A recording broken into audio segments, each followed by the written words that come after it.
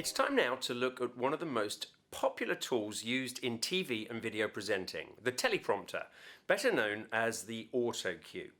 It works by reflecting the text from a flat screen monitor onto a piece of glass that's in front of the camera lens. So, as you read the text, it looks like you're still looking into the lens. There'll be a small adjustable marker to one side of the text as well. This indicates the line which you should be aiming for.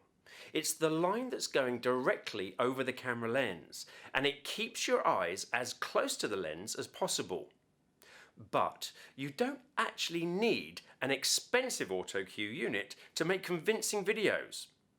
I'm just using my laptop with a teleprompter program that I downloaded from the web. I keep my eyes as close to the top of the screen as possible. See the marker that's indicating the line to read on the left? It's set towards the top of the page and it keeps my eyes as close to the camera as possible.